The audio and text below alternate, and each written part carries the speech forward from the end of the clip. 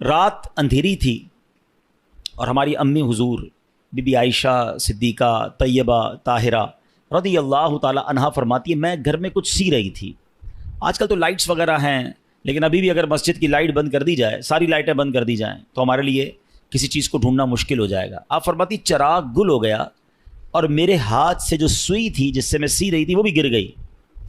اب سوئی کتنی چھوٹی سی چیز ہوتی ہے، اگر ابھی بھی گر جائے تو ڈھونڈنا تھوڑا مشکل ہو جائے گا، حالانکہ روشنی ہے، مگر اندھیرے میں تو کوائٹ امپاسبل.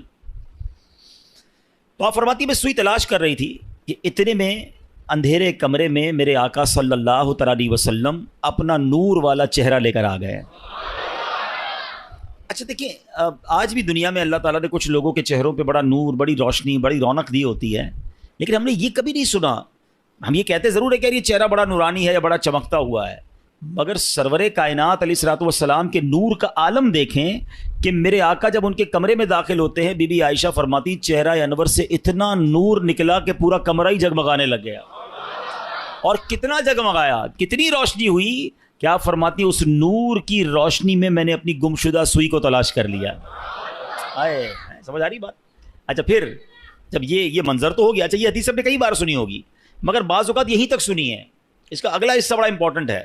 بی بی عائشہ صدیقہ رضی اللہ تعالی عنہا نبی پاک سے بڑی محبت کے ساتھ عرض کرتی ہیں کہ یا رسول اللہ، میرے آقا آپ کتنے حسین ہیں، آپ کتنے با کمال ہیں. پیارے آقا علیہ الصلوۃ والسلام نے فرمایا، اے عائشہ، ہلاکت ہے اس کے لیے جو قیامت کے دن میرا دیدار نہ کر سکے گا. اچھا ذرا تھوڑا سا سمجھو بات کو. بروز قیامت جو نبی پاک علیہ الصلوۃ والسلام کا دیدار بھی نہیں کر سکے گا، اس کی محرومی سمجھ رہے ہیں آپ؟ یقیناً دیدار مصطفیٰ بڑی سعادت، جو نہیں کرے گا وہ محروم. لیکن اس کی اور ایک انٹرپریٹیشن بنتی ہے، اس کی ایک اور شرح بنتی ہے کہ مجھے ایک بات تو بتائیں، قیامت کے دن شفاعت کس نے کرنی ہے؟ نبی پاک علیہ الصلوۃ والسلام نے کرنی ہے نا. ہمیں پیاس لگے گی تو آب کوثر کس نے پلانا ہے؟ پیارے آقا نے پلانا ہے. ہم پلسرات سے گزریں گے تو رب سلم کی صداؤں سے گزارنا کس نے ہے؟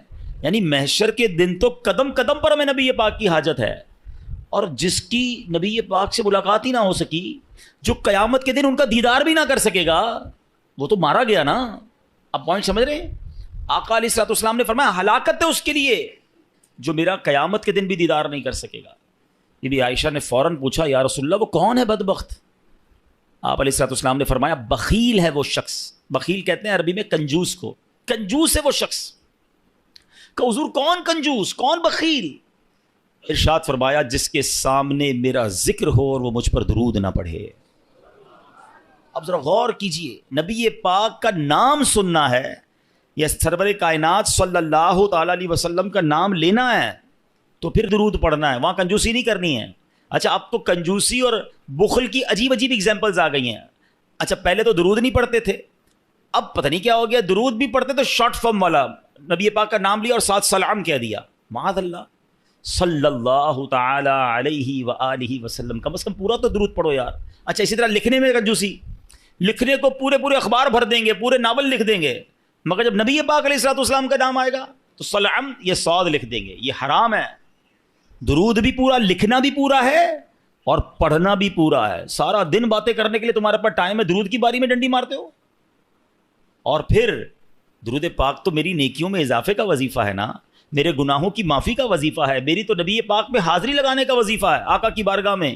تو پھر میں درود پاک پڑھنے میں کیوں کنجوسی کروں؟ ہاں اب علماء نے ایک بڑی خوبصورت ہمارے لیے آسانی کر دی. اب مثال کے طور پہ دوران بیان، دوران نعت، کبھی کبھی بار نبی پاک صلی اللہ تعالی علیہ وسلم کا نام پاک آتا ہے، تو ہو سکتا ہے کوئی پڑھنا بھول جائے، رہ جائے. تو علماء کہتے ہیں روزانہ دن میں ایک مخصوص تعداد کے مطابق درود پڑھ لیا کرو، تو پورے دن میں جہاں جہاں نبی پاک صلی اللہ تعالی علیہ وسلم کا نام سنا یا کہا، اور اگر درود پڑھنا رہ گیا ہے تو یہ بعد میں درود پڑھنا اس کا آلٹرنیٹ، اس کا قائم مقام ہو جائے گا.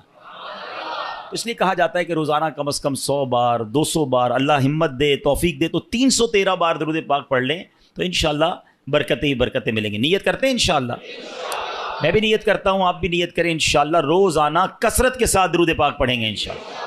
آئیے مل کر محبت کے ساتھ باآواز بلند درود پاک پڑھ لیں. صلو علی الحبیب صلی اللہ تعالی علی محمد صلی اللہ تعالی علیہ وسلم. ناظرین آج ایک ایسی حقیقت پر میں نے بات کرنی ہے جس پر نارملی بات ہوتی نہیں ہے.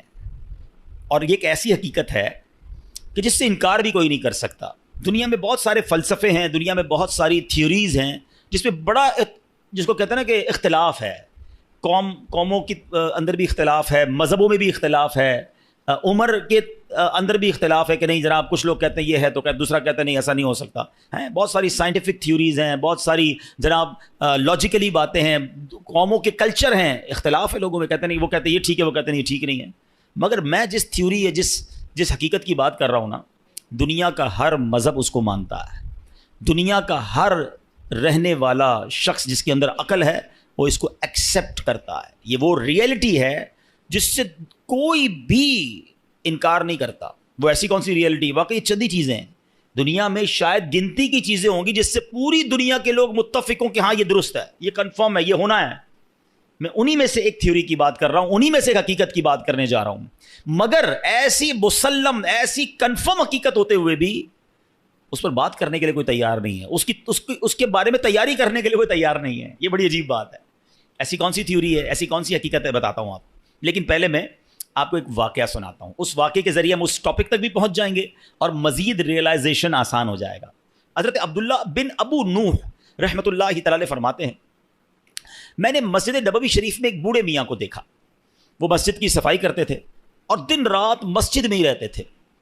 لوگوں نے بتایا کہ یہ بوڑھے میاں جو ہیں یہ مسلمانوں کے تیسرے خلیفہ حضرت عثمان غنی رضی اللہ تعالیٰ عنہ کی اولاد میں سے ہیں, صاحب اولاد ہیں. اللہ پاک نے مال بھی بڑا عطا کیا ہے, لیکن یہ سب کچھ چھوڑ کر بس مسجد کے ہو کر رہ گئے ہیں. صبح و شام مسجد میں پڑے رہتے ہیں, مسجد کی صفائی کرتے ہیں, بس عبادت کرتے رہتے ہیں. حضرت عبداللہ بن ابو نوح رحمۃ اللہ تعالیٰ کہتے ہیں, میں نے جب لوگوں کی یہ باتیں سنی تو میں نے کہا کچھ تو ہے اسپیشل, جس کے بعد اتنا مال ہو, اتنی بڑی فیملی ہو, یہ مسجد میں زیادہ ٹائم کیوں گزارتے ہیں. تو میں واچ کرنے لگا, ان کو فالو کرنے لگا کہ کچھ راز کی بات, سیکھنے کی بات پتہ چلے گی. تو کہتے ہیں رات کا جب پچھلا پہر ہوا, لاسٹ آخری پہر تہجد کے وقت آیا, میں نے دیکھا کہ یہ مسجد سے نکلے اور جنت البقیع کی طرف جا رہے ہیں. جنت البقیع مدینہ منورہ کا قبرستان ہے, اور یقین کریں کمال کا قبرستان ہے. آپ یقین کریں, مطلب جنہوں نے دیکھا ہے وہ میری بات جلدی سمجھ جائیں گے, جنہوں نے نہیں دیکھا میں دعا کرتا ہوں یا اللہ ہم سب کو مدینے کی حاضری عطا کرے. یہ دنیا کا واحد قبرستان ہے جس کو دیکھ کر ڈر نہیں لگتا, مرنے کا جی چاہتا ہے. ہاں, دنیا کے کسی قبرستان میں جاؤ نا ڈر لگتا ہے کہ یار ایسی قبریں ٹوٹی پھوٹی. واللہ جنت البقیع کا قبرستان دیکھو تو بندے کو جی چاہتا ہے یا اللہ ادھر ہی موت دے دے, یہیں دفن فرما دے. ہاں, میں کبھی موقع ملا چلیں اشارتاً بات کر دیتا ہوں, ورنہ یہ میرا موضوع نہیں ہے. ورنہ میری ایک بار جنت البقیع کے گورکن سے ملاقات ہوئی. ایسی باتیں مجھے بتائی انہوں نے, میں کتنی دیر تک تو روتا ہی رہا. اور میں 2 باتیں بتا دیتا ہوں, پھر کبھی موقع ملا تو اس پر تفصیل سے بات کریں گے. کہ وہ مجھے ملے اور بڑی اچھی محبت والی ملاقات ہوئی. تو میں نے کہا یار کچھ تو بتاؤ جنت البقیع کے بارے میں, ایسا کیا ہے؟ ہم تو سنتے ہیں آپ تو قبر کھودتے ہیں, آپ تو جنت البقیع میں ہی ہوتے ہیں. کہتے ہیں عبدالحبیب بھائی پہلے بتائیں آپ کو میرے جسم سے خوشبو آ رہی ہے؟ میں نے کہا خوشبو تو بڑی آ رہی ہے, کون سا عطر لگایا ہے؟ کہتے ہیں واللہ میں نے کوئی عطر نہیں لگایا, یہ بقیع کی خوشبو ہے, جنت البقیع کی مٹی کی خوشبو ہے. اچھا, وہ کہتے ہیں دنیا کا کوئی بھی قبرستان اٹھا لیں. پھر میں نے بھی غور کیا, وہاں آپ کو کیڑے مکوڑے بہت سارے جانور ملتے ہیں نا, مردے دفن ہو رہے ہیں, اور ظاہر قبرستان میں تو صفائی نہیں ہوتی نا, تو آپ کو کیڑے بولا جنت البقیع میں ایک کیڑا نہیں ہے. یعنی میں آپ کو روحانیت والی باتیں نہیں بتا رہا, روحانیت تو اندر کیا کیا ہوگا وہ تو اللہ جانے, اس کا حبیب جانے, اس کی کیسی کرم نوازیاں ہیں. میں تو جو نظر سے آنے والی چیزیں بتا رہا ہوں. کہتا ہم جب قبر کھودتے ہیں نا عبدالحبیب بھائی, کئی بار ایسا ہوا کہ قبر کھودتے کھودتے ایسی ٹھنڈی ہوا آتی ہے کہ میں قبر کے اندر لیٹ کر خود ہی سو جاتا ہوں. کبھی گورکن کو قبر میں سوتے دیکھا ہے؟ کہتا ہے ایسی ٹھنڈی ہوا ہوتی ہے, میں سکون اتنا ہوتا ہے, میں کام کرتے کرتے ادھر ہی لیٹ جاتا ہوں قبر کے اندر, نیند بھی آ جاتی ہے. میں نے تو اس کے ہاتھ چومے اور کہا آپ ہی دعا کر دیں کہ ہمیں جنت البقیع نصیب ہو جائے. کمال کا قبرستان. اور کیوں ہے پتہ ہے کمال کا؟ ایک تو اس قبرستان میں کم و بیش 10,000 صحابہ اکرام مدفون ہیں. ہر صحابی نبی جنتی کی قبر کیسی ہوتی ہے پتہ ہے؟ جنت کا باغ ہوتی ہے, حدیث پاک ہے نا, یا تو جنت کا باغ ہوتی ہے قبر یا دوزخ کا گھڑا. تو سارے صحابہ کی قبر تو ہو گئی جنت کا باغ. جس قبرستان میں 10,000 جنت کے باغ ہوں, اب آپ سوچو نا اس قبرستان میں جو گیا, ہائے ہائے, ایسے نہیں کہتے اعلیٰ حضرت طیبہ میں مر کے ٹھنڈے چلے جاؤ آنکھیں بند, طیبہ میں مر کے ٹھنڈے چلے جاؤ آنکھیں بند, سیدھی سڑک یہ شہر شفاعت نگر کی ہے. ہاں اچھا، پھر مدینے میں مرنے کے حوالے سے، ہاں یہ صرف جنت البقیع کی تو برکت ہے ہی ہے، سنو میرے آقا کا کیا وعدہ ہے. نبی پاک نے انکریج کیا ہے، حدیث پاک کا مضمون ہے کہ تم میں سے جس سے ہو سکے وہ مدینے میں مرے، کہ جو مدینے میں مرے گا میں اس کی شفاعت کروں گا. ہاں مدینے میں مرنے کی تمنا یہ ہمارے ایمان کا تقاضا ہے، عشق رسول کا تقاضا ہے. اور اس حدیث کی شرح میں پتہ علماء نے کیا لکھا ہے؟ اگر کوئی اس حدیث پر عمل کرنا چاہتا ہے نا تو وہ اپنا بڑھاپا مدینے میں گزارے اور پھر بغیر کسی ضرورت مدینہ پاک سے باہر نہ نکلے. مجھے ایک میسج آیا مدینہ منورہ سے، دیکھیں موضوع مجھے نہیں پتا تھا یہ چھڑ جائے گا. ہمارے لاہور کے ایک اسلامی بھائی ہیں مدینہ پاک میں، انہوں نے کہا آج مجھے کسی نے بتایا کہ ایک خاتون ہیں جو پاکستان سے گئی ہیں، وہاں پر 32 سال ہو گئے ہیں وہ مدینے سے باہر نہیں نکل رہی ہیں. کہتی ہیں باہر نہیں نکلوں گی کہیں باہر موت نہ آ جائے، مجھے مدینے میں مرنا ہے. اور میں ایسے کئی مدینے میں رہنے والوں کو جانتا ہوں جو نہیں جاتے، مکے بھی نہیں جاتے. ایک بار حج کر لیا انہوں نے، کہتے فرض ادا ہو گیا ہے، اب مدینہ نہیں چھوڑنا ہے. آقا نے فرمایا جس سے ہو سکے وہ مدینے میں مرے، کہ جو مدینے میں مرے گا میں اس کی شفاعت کروں گا. نصیب والوں کو ملتا، مرنا تو ہے ہی، اللہ کرے مدینے کی موت مل جائے، جنت البقیع مل جائے. زور سے کہہ دو آمین. پتہ نہیں کس کی آمین کے صدقے ہمارا بیڑا پار ہو جائے، یہ دعا ہمارے حق میں قبول ہو جائے. کچھ موت وہ ہوتی ہیں. میں ابھی پچھلے دنوں ہمارے ایک ساتھی تھے، ان کی والدہ کی یا والد کا انتقال ہوا مدینہ شریف میں اور جنت البقیع میں مدفن ہوئے. میں ان سے ملنے گیا، میں نے کہا مجھے سمجھ نہیں آ رہی آپ سے تعزیت کروں یا مبارکباد پیش کروں. یعنی ایسی بھی موتیں ہیں کہ جس پر افسوس ہی نہیں ہوتا کہ مطلب یہ تو ارمان تھا نا، یہ تو زندگی بھر مانگا ہے، یا اللہ ایمان والی، عافیت والی، مدینے والی، سبحان اللہ موت مل جائے، اور کیا چاہیے. مرنا تو ہم سب نے ہیں، مگر یہ موت ایسی ہوتی ہے جس کی تمنا ہوتی ہے. تو بہرحال وہ جو حضرت عثمان غنی رضی اللہ عنہ کی اولاد سے جو تھے وہ جنت البقیع میں گئے. رات کا آخری پہر تھا، قبلہ رخ ہو کر نماز پڑھنے لگے. ساری رات نماز پڑھتے رہے. فجر کا وقت شروع ہوا تو انہوں نے ایک دعا کی، اللہ کی بارگاہ میں عرض کرتے ہیں اللہم انک ارسلت الی ولم تأذن لی فإن كنت قد رضیتنی فأذن لی وإن لم ترضنی فوفقنی لما یرضیک. ترجمہ کیا ہے؟ اے اللہ پاک تو نے میری طرف اپنا قاصد بھیجا مگر یہ نہ بتایا کہ تو مجھ سے راضی ہے کہ نہیں. اے مالک کریم اگر تو مجھ سے راضی ہے تو مجھے بتا دے، اگر راضی نہیں ہے تو اپنی رضا والے کام کرنے کی توفیق عطا فرما دے. اچھا وہ یہ بوڑھے میاں دعا مانگ رہے تھے، اتنے میں ایک بکری یا اس جیسا کوئی جانور آیا. بوڑھے میاں نے اس کی جانور کی پیٹھ پر ہاتھ پھیرا اور اس کا دودھ بھی پیا، اس کے برکت کی دعا دی اور واپس مسجد نبوی شریف میں آ گئے. حضرت عبداللہ بن ابو نوح اللہ تعالیٰ کہتے ہیں میں 3 راتوں تک دیکھتا رہا، روز یہی کرتے تھے. تہجد کے وقت چلے جاتے جنت البقیع میں، وہاں نمازیں پڑھتے، دعائیں کرتے، پھر واپس آتے. 3 دن بعد میں نے حضرت کو روک لیا. میں نے کہا حضرت میں 3 دن سے آپ کو چیک کر رہا ہوں، آپ دعا کرتے ہیں، دعا میں کہتے ہیں یا اللہ تو نے اپنا قاصد میرے پاس بھیجا ہے. اللہ نے کون سا قاصد بھیجا ہے؟ قاصد کہتے ہیں میسنجر، پیغام لانے والا. اللہ نے آپ کے پاس کون سا پیغام بھیجا ہے؟ بوڑھے میاں نے کہا ایک دن میں آئینہ دیکھ رہا تھا، میں نے اپنی داڑھی میں ایک سفید بال دیکھا، بس میں نے جان لیا کہ اللہ کی طرف سے موت کا قاصد میرے پاس آ گیا. بس اللہ اکبر. یہ اللہ والوں کی شان تھی کہ موت کو کیسے یاد کرتے تھے. اور یہ روایتوں میں آتا ہے، یہ سفید بال ہونا ہے نا، کالے بالوں کے بعد سفید بال کا ہو جانا، آنکھوں کی بینائی کمزور ہو جانا، کمر کا تھوڑا سا جھک جانا، اعضاء کا کمزور ہو جانا، طاقت کا کم ہو جانا، یہ سب اللہ کی طرف سے ریمائنڈرز ہیں، یہ قاصد ہیں، یہ پیغام دے رہے ہیں کہ جانے کا وقت آنے والا ہے. مگر کیا ہم لوگ اس بات کا احساس کرتے ہیں؟ جو میں نے شروع میں بات کی تھی نا کہ ایک حقیقت جس کو تمام مذاہب، تمام نیشنلٹیز، تمام لوگ مانتے ہیں جو ہونی ہے، وہ ایک ایسی متفقہ حقیقت ہے، ریالٹی ہے کہ موت آ کر رہے گی. دنیا کا کوئی مذہب یہ نہیں کہتا کہ ہم مریں گے نہیں، کوئی سائنسدان نہیں کہتا ہم نہیں مریں گے. سب مانتے ہیں کہ دیر از اے ڈے، ایک وقت آنا ہے، ہم سب نے جانا ہے.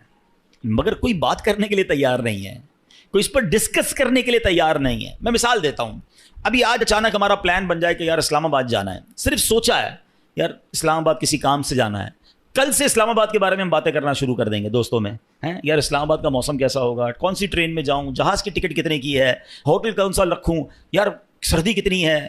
ابھی سوچا ہے، ڈسکشن شروع.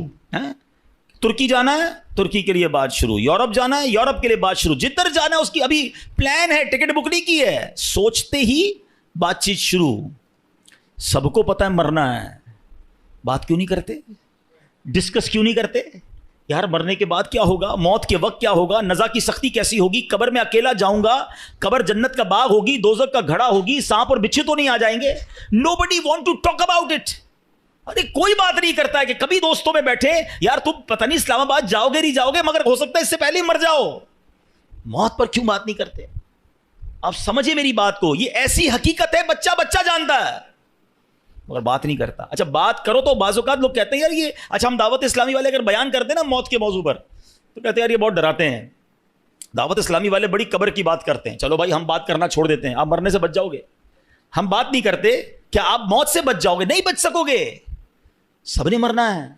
تو پھر کیوں نہ بات کی جائے, کیوں نہ تیاری کی جائے. اللہ کے ولی تو سفید بال دیکھ کر روز اللہ سے کہتے ہیں یا اللہ تو نے قاصد تو بھیج دیا, یہ بھی بتا دے راضی ہے کہ راضی نہیں ہے. ایک بادشاہ کے بارے میں آتا ہے, سنیے. گھر میں اس نے موت کی یاد کے لیے تابوت رکھا ہوا تھا اور روز اس تابوت کو دیکھ کر اپنی موت کو یاد کرتا تھا. ایک دن آئینے میں چہرہ دیکھا تو داڑھی میں ایک سفید بال نظر آیا. تو اب بادشاہ نے کہا کہ یہ تابوت لے جاؤ, اب مجھے موت کو یاد کرنے کے لیے یہ داڑھی میں سفید بال ہی کافی ہے, یہ یاد دلاتا رہے گا کہ میری موت کا وقت آنے والا ہے. اے میرے پیارے اسلامی بھائیوں, یہ ایسے بھی لوگ گزرے ہیں. مگر آج ہمارے سامنے جنازے اٹھتے ہیں, داڑھی کے بال سفید ہونا تو پتہ نہیں کتنوں کے سفید ہو گئے, پورے ہی بال سفید ہو گئے. کچھ کلر لگا کر چھپاتے ہیں, کچھ مہندی لگا کے چھپا دیتے ہیں, لیکن پتہ تو ہے نا کہ میری موت کا وقت آنے والا ہے. زندگی گزر رہی ہے, برتھ ڈے بڑی شوق سے لوگ مناتے ہیں, happy birthday to you. کبھی سوچا کہ یہ, میں نہیں کہتا ناجائز ہے, جائز طریقے سے منائیں ٹھیک ہے, لیکن اگر عقل میں ہونا تو زندگی کا 1 سال کم ہو گیا ہے. اگر میں 40 سال اللہ کی بارگاہ سے لکھوا کر لایا تو میرا 1 سال چلا گیا نا. خوشی بنانی چاہیے, یہ عبرت کرنی چاہیے کہ لمحہ بلمحہ ہم موت کے قریب ہو رہے ہیں, آخرت کے قریب ہو رہے ہیں, مگر کوئی فکر نہیں ہے, کوئی اس بارے میں بات ہی نہیں کرتا ہے. Please try to understand. آج جنازے, غسل, میت کی تدفین کے وقت بھی لوگ ہنسی مذاق کر رہے ہوتے ہیں. قبرستان کا ماحول پہلے کا زمانہ تھا, میت میں جائے نا جنازے میں تو یہ ڈھونڈنا مشکل ہو جاتا تھا کہ میت کا رشتہ دار کون ہے. سارے رو رہے ہوتے تھے منہ چھپا کر, رومال رکھ کے. اس لیے نہیں کہ سب کو میت سے بڑا پیار ہوتا تھا, اس لیے کہ لوگوں کو اپنی موت یاد آتی تھی کہ آج یہ چلا گیا ہے, کل میری باری ہے. آج اس کو قبر میں اتار رہے ہیں, کل مجھے اتاریں گے. آج اس کو کاندھے پر لے کے جا رہا ہوں, کل میری باری مجھے کوئی کاندھے پر لے کے جائے گا. ارے کبھی غسل میت دیتے وقت, کفن پہناتے وقت خیال آیا کہ میری باری آنے والی ہے؟ کیوں نہیں سوچتے, کیوں یہ خیال نہیں کرتے میرے پیارے اسلامی بھائی؟ وہ تو سفید بال داڑھی کا دیکھ کر سمجھ جاتے کہ موت کا قاصد آ گیا ہے, مگر آج ہم تو جنازے دیکھ کر بھی احساس نہیں کرتے ہیں.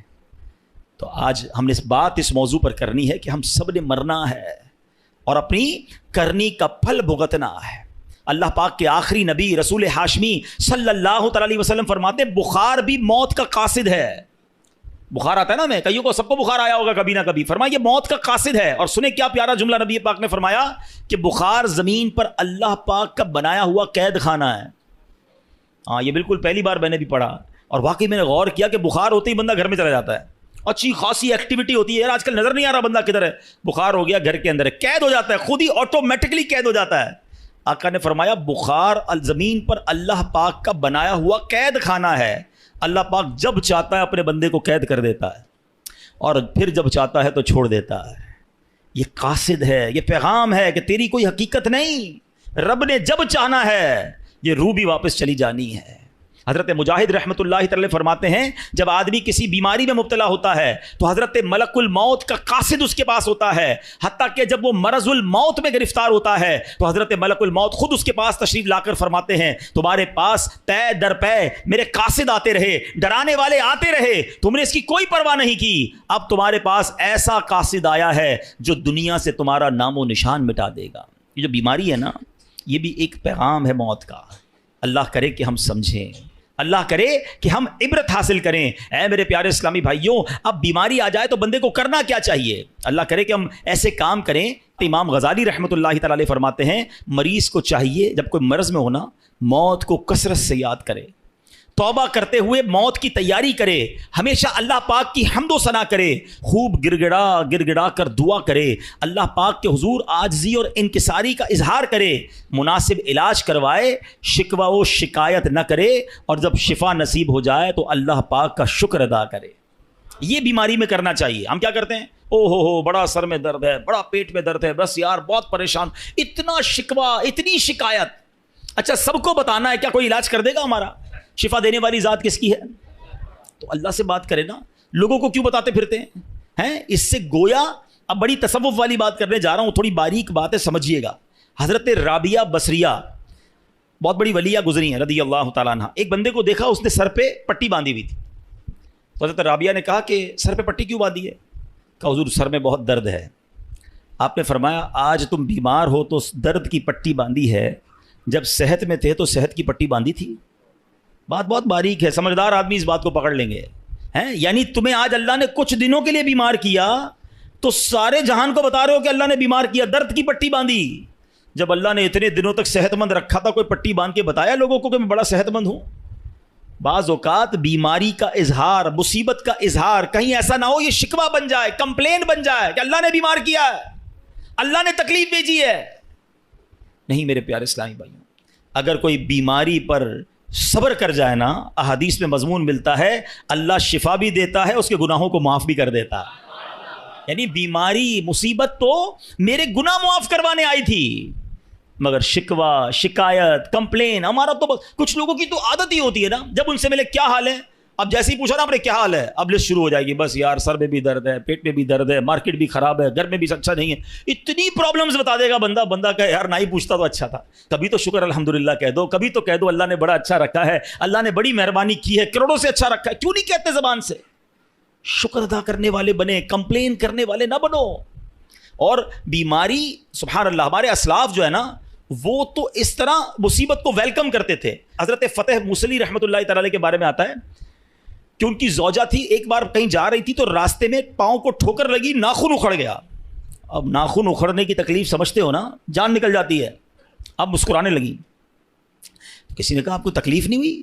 کہا تکلیف تو ہوئی, مگر اس تکلیف پر جو میں صبر کروں گی اور صبر پر جو مجھے ثواب ملے گا وہ ثواب یاد کر کے مسکرا رہی ہوں. اللہ اکبر. یہ ایسے لوگ تھے, اور ہم جناب چھوٹی سی چوٹ پر اتنی شور مچا رہے ہوتے ہیں, تھوڑا سا نقصان ہو جائے, اچھا جناب وہ کیا ہوا, بس وہ موٹر سائیکل کا انڈیکیٹر ٹوٹ گیا, تو موبائل ہاتھ سے گر گیا, تو فلاں نقصان ہو گیا, فلاں پرابلم, سب کو بتائیں گے. 2 4 5 ہزار کا نقصان ہو گیا, پورے محلے کو بتائیں گے. کیوں بتائیں گے بھائی؟ کوئی دے دے گا آپ کو؟ دے گا کوئی نہیں, ثواب بھی چلا گیا. صبر کرتے تو یہ نقصان تمہارے لیے ہو سکتا ہے گناہوں کا کفارہ بن کر آیا ہو. روایتوں میں آتا ہے کہ مومن کو پہنچنے والا ہر نقصان, یہاں تک کہ اس کے جوتے کا تسمہ بھی ٹوٹ جائے نا, وہ بھی اگر کسی کا لاس ہوتا ہے اور وہ صبر کرے تو وہ اس کے گناہوں کا کفارہ بن جاتا ہے, اس کے لیے نیکی کا باعث بن جاتا ہے. مگر صبر کریں تو نا, ہم نے تو سب کو بتانا ہے. اچھا معاملہ بڑا عجیب ہے, نقصان ہو تو سب کو بتانا ہے, نفع ہو تو کسی کو نہیں بتانا ہے. یہ ضرور بتائیں کہ 5,000 کا نقصان ہو گیا, کبھی آ کے بتائیں کہ 50,000 روپے کمائیں. نہیں وہ کیوں بتاؤں بھائی, گھر والوں کو تو بالکل بھی نہیں بتاؤں گا, خرچہ شروع کر دیں گے گھر والے. ان کو جب بھی بتانا نقصان کی خبر دینی ہے. نہیں میرے پیارے اسلام, اللہ کا شکر ادا کریں, نہ بتائیں کسی کو نقصان. وہ شاعر کہتے ہیں نا, کسی کا احسان کیوں اٹھائیں, کسی کو حالات کیوں بتائیں. کیوں بتاؤں میں کسی کو میرے ساتھ کیا گزر رہی ہے؟ میں جانوں, میرا رب جانے نا. کسی کا احسان کیوں اٹھائیں, کسی کو حالات کیوں بتائیں. تم ہی سے مانگیں گے تم ہی دو گے, تمہارے در سے ہی لا لگی ہے.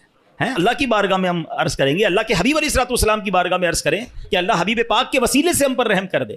لیکن یہ دنیا والوں کو نہ بتایا کرو, اور خاص طور پہ بیماری, اس میں تو زیادہ توبہ استغفار کریں. دیکھیں اگر کہتے ہیں نا مائنڈ سیٹ ہو نا عبرت لینے کا, پرابلم یہ مائنڈ سیٹ نہیں ہے. ہمیں میسج ملتا ہے, ہم اس کو میسج کو کر لیتے ہی نہیں ہیں.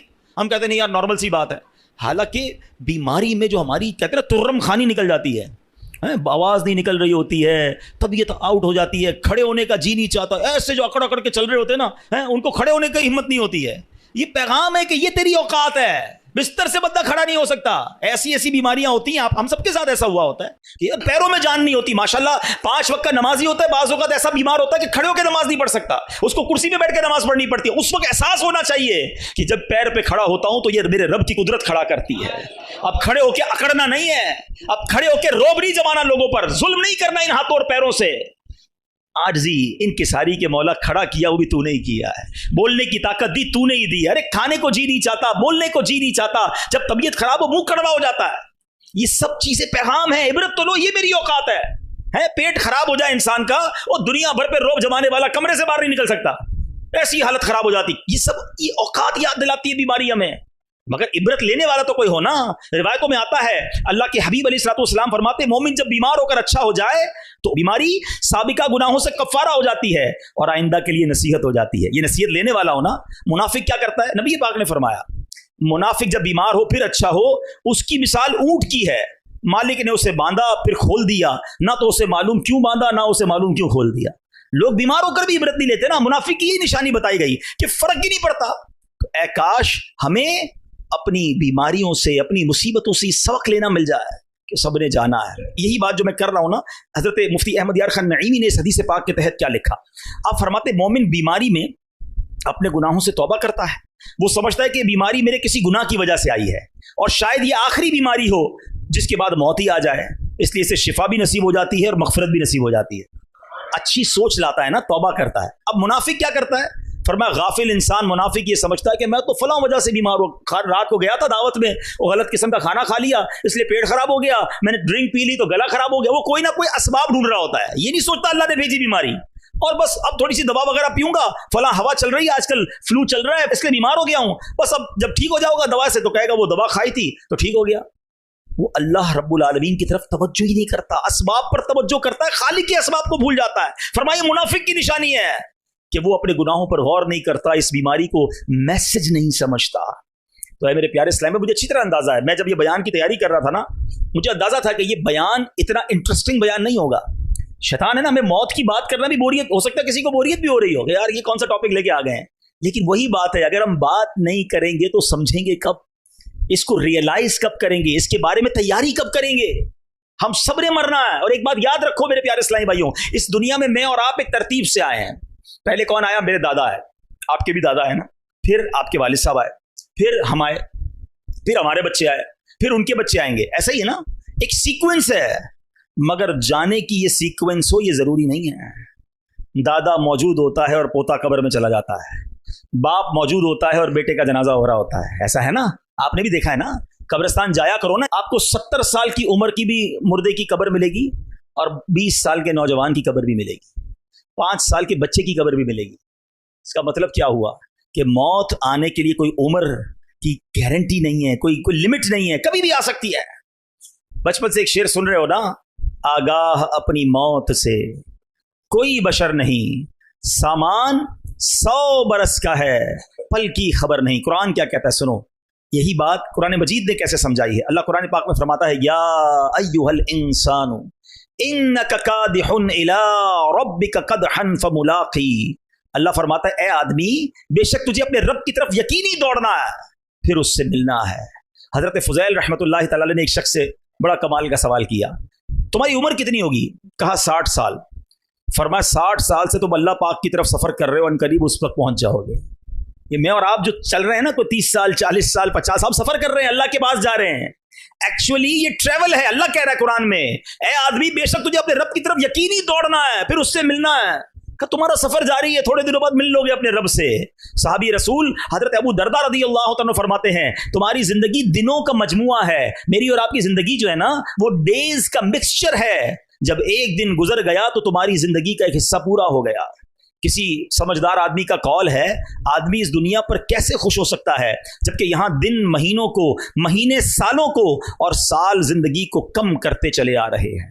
काश काश हम ये समझने वाले बन जाएं। एक और जगह कुरान मजीद फुरकान हमीद में इबरत लेने की बात है ना, अल्लाह कुरान में फरमाता है युकल्लिबुल्लाहु लैला वन्नहार इन्न फी ज़ालिका लइब्रतन लिउलिल अबसार। अल्लाह कुरान में फरमाता है अल्लाह रात और दिन को तब्दील फरमाता है, बेशक इसमें आंख वालों के लिए समझने का मकाम है। रात है ना, थोड़ी देर बाद दिन हो जाएगी, दिन के बाद रात हो जाएगी। जैसे रात और दिन बदल रहे हैं ना, एक्चुअली उलमा कहते हैं ये रात और दिन तुम्हारी सवारियां हैं, तुम इस पर सवार होकर अल्लाह की बारगाह में जा रहे हो, गुजरते जा रहे हैं दिन और तुम आगे बढ़ते बढ़ते कब्र में चले जाओगे। काश ये दिन और रात बदलते रहें और हम सोचते रहें कि जिंदगी की एक और रात चली गई, जिंदगी का एक और दिन चला गया, मैं कब्र के और करीब हो गया। एक और जगह सूरह नाज़िआत में फिरौन और उसके लश्कर के गर्क होने का वाकया जिक्र करने के बाद रब ने क्या फरमाया, इन्न फी ज़ालिका लइब्रतन लिमन यख्शा। बेशक इसमें डरने वालों के लिए जरूर इबरत है। उलिल अबसार, गौर व फिक्र करने वाले, निगाह इबरत रखने वाले। जगह जगह कुरान में अल्लाह ने फरमाया कि इबरत रखने वालों के लिए इसमें इबरत है, इसमें पैगाम है, इसमें मैसेज है। एक तो कुरान पढ़ते नहीं, और पढ़ते हैं तो समझते नहीं। हमें तो दोस्तों में गपशप से फिक्र नहीं। अच्छा इत्तला भी मिलती है, यार पता चला आज उसका इंतकाल हो गया, हाँ वो आज दोपहर को भी हमारे साथ था। कोई एहसास नहीं कि यार इस तरह चला गया, मैं भी जाऊंगा। है फला नौजवान का एक्सीडेंट हो गया, फला 20 साल का नौजवान दुनिया से चला गया, ख्याल भी नहीं आता कि यार मैं तो 30 साल का हूं, मैं तो 10 साल ज्यादा उससे जी गया, मेरी भी खबर आएगी। कभी मस्जिद के माइक से ऐलान होता है कि फला भाई का रज़ाए इलाही से इंतकाल हो गया, कभी दिल में ख्याल आया कि यार अपने ही नाम अपने आप से पूछे बंदा कि यार कभी ये भी ऐलान होगा कि अब्दुल हबीब का रज़ाए इलाही से इंतकाल हो गया।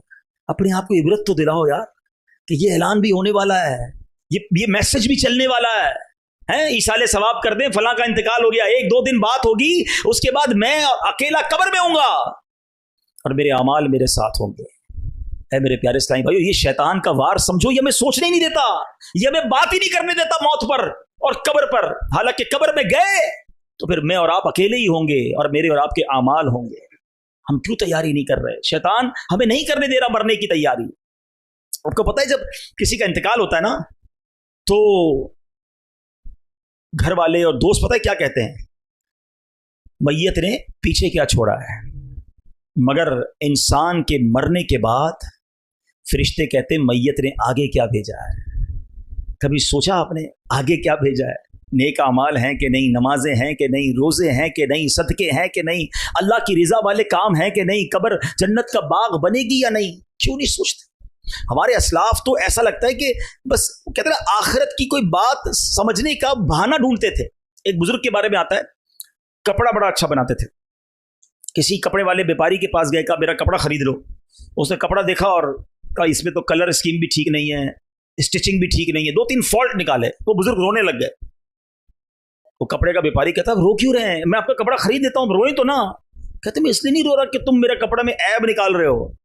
कहते मुझे याद आ गया कि मैंने तो अपने हिसाब से बड़ा जबरदस्त कपड़ा बनाया था, मगर ये कपड़ा जब किसी माहिर के हाथ में आया है, एक्सपर्ट के हाथ में आया, तो उसने गलतियां निकालना शुरू कर दी कि स्टिचिंग ठीक नहीं है, कलर ठीक नहीं है, इसकी साइज ठीक नहीं है।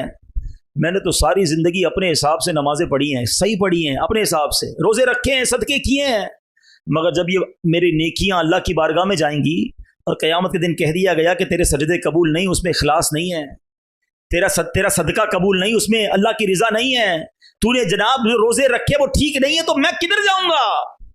अब बताओ किधर कपड़े की डील, किधर आखिरत की याद? आप पॉइंट समझ रहे जो मैं समझाना चाह रहा हूं? यानी मामला दुनिया का होता था, वो आखिरत को याद करके रोते थे। हमारे सामने मौत मैयत पड़ी है, मगर हम फिर भी आखिरत को याद करने के लिए तैयार नहीं है, फिर भी अपनी कब्र आखिरत को याद करने के लिए तैयार नहीं। एक बुजुर्ग के बारे में आता है, पहले हमाम जो है ना, पहले के जमाने में, हमारे अब तो घरों में हमाम होते, पहले ऐसा नहीं था, एक पूरे शहर में 2-4 हमाम होते थे, लोग उधर ही जाके नहाते थे। तो एक बहुत बड़े बुजुर्ग वो हमाम पे गए, उसने किसी ने रोक लिया, कहा पैसे दो। कहा पैसे तो नहीं है। कहा बगैर पैसों के हमाम में नहीं जा सकते। रोने लग गए। हैं आखिरत की याद आ गई। कहा आप रोए ना, मैं जाने देता हूँ, फ्री में जाने देता हूँ। कहा नहीं नहीं नहीं, इसलिए नहीं रो रहा। कहा ये हमाम तो ऐसा है जिसमें नेक भी जाके नहाता है, गरीब भी नहाता है, हैं? थोड़े से पैसे नहीं थे, तुमने मुझे इसके दरवाजे पर रोक दिया। जन्नत में तो जाएगा ही वही जो रब का, जब जिससे रब राजी होगा। अगर जन्नत के दरवाजे पर मुझे रोक दिया गया कि नेकियां नहीं, तुम्हें नहीं जाने देंगे, तो मेरा क्या बनेगा? आप सोचो यार, हमारे बुजुर्गान दीन कैसे इबरत हासिल करते थे कि आखिरत की याद उनके दिलों में ऐसे होती थी कि वाकया दुनिया का कोई होता था, फिक्र आखिरत की सताती थी। हमारे पीरो मुर्शिद अमीर अहले सुन्नत को अल्लाह ने बड़ा फिक्र आखिरत वाला दिल दिया है। एयरपोर्ट पे हम जाते हैं, सब जाते हैं, कई लोग गए होंगे हम में से एयरपोर्ट पर, हैं? जेब में कुछ भी सामान हो, बेल बज जाती है, वापस आओ, फिर निकालो, हैं? फिर जाओ।